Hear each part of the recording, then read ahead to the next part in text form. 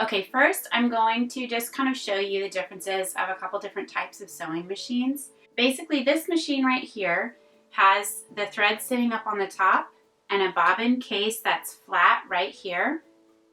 And then this type of sewing machine, the thread is sitting the long way, laying down on its thread spool, but still up on the top. And then the bobbin is actually placed down underneath the sewing machine.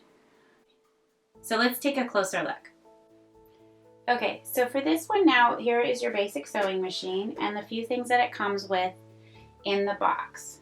So this one has a foot pedal, and the foot pedal sits on the floor. Your foot's like this, and you push with your foot like this, which is what powers the machine, and you lift your foot off, and the machine will stop sewing. So this one has a plug side like this that will plug in. On here, it plugs on in the back right here. So you have a small little jack. This snaps right in there and plugs in, and then the pedal sits on the floor. The other thing that you need is your power cord, which has the end like this that you will plug into the machine, and then the end that you plug into the wall. So on this machine,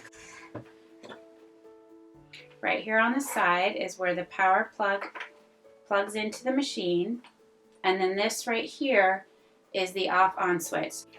Alright, so once it's plugged in and you turn on the power, you can see now that the display, the digital display has lit up, and there's a light on over here which illuminates the area right here where the needle and the foot, this is called the throat plate. And then on this machine, the bobbin is a top-loading bobbin, and it sits right here under this small piece of plastic. Okay, so here is a closer look at the front panel of the sewing machine. This is a digital sewing machine. It has an LCD display right here, and all the stitch selections are done digitally. There's another type of machine that has an actual dial right here, and you'll have stitches, and you can turn the dial to select the stitches. So if you have that kind of machine, you want to look in your manual for exactly how to operate that. For this particular one, it's digital. So here is the stitch style, which corresponds with these numbers right down in here. So as you pick your stitch, this machine shows you right here the letter J, and it's underneath this little icon for a sewing machine foot. So this is showing you with the kit that came. It had this little bag with all the feet and stuff in it. They're all labeled. This foot right here has a letter I on it. So when you pick a stitch that needs this particular foot, it will designate it by having the letter I right there. So back to this, right now we have the straight stitch selected, and the foot is J, which is what's installed on the machine right now, the basic straight stitch foot. So you can see as you select through here, this is still saying J, and now you're on stitch 1.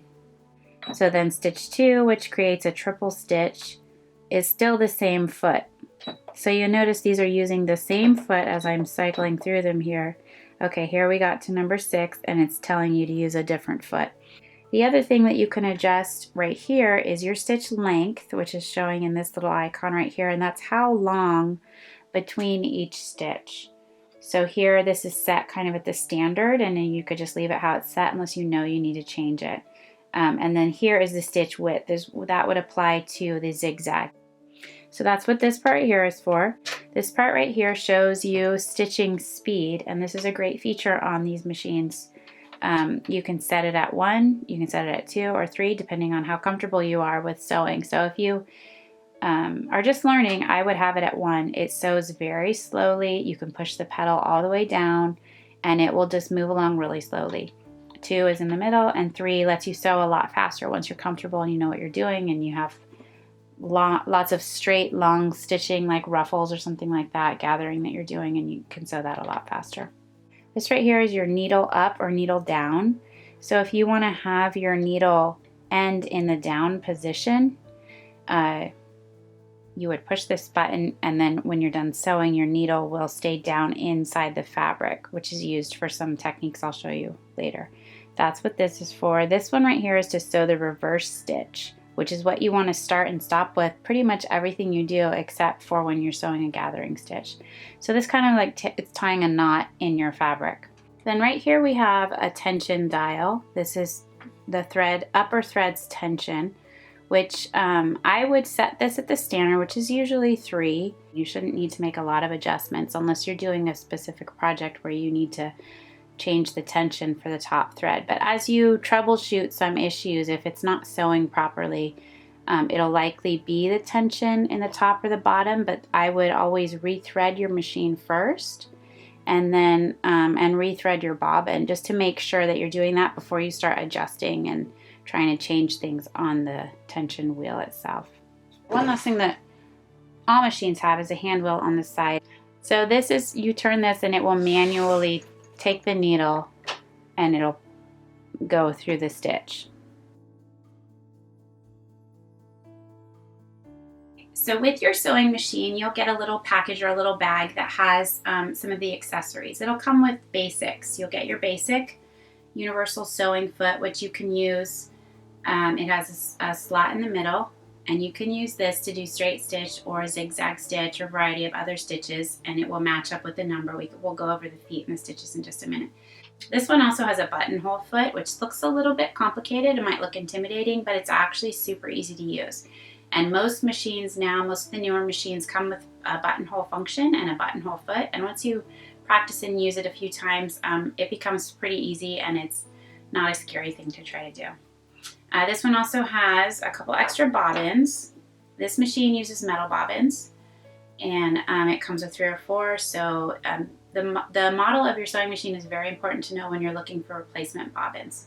So just keep that in mind. In your manual, it'll tell you which kind you need, and then when you go either to the place where you buy your sewing machine or you're looking online, and you can get replacement bobbins.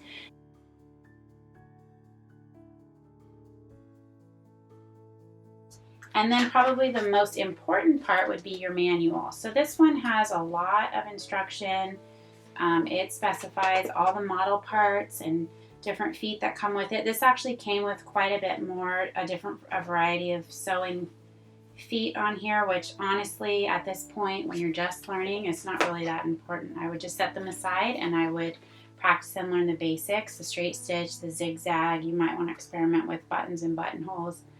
So back to the book. This actually, it has troubleshooting in it for your specific machine, which is good, and it will walk you through all the basics of using the different stitches that are on here, what every single button is for. Because all sewing machines are different, it's a little bit hard to go over and explain exactly how to use this if you don't have this sewing machine. So just in general, I will touch on what all the parts on here are for, but you'll want to look in your manual and just make sure that you understand how what I've explained works for your sewing machine.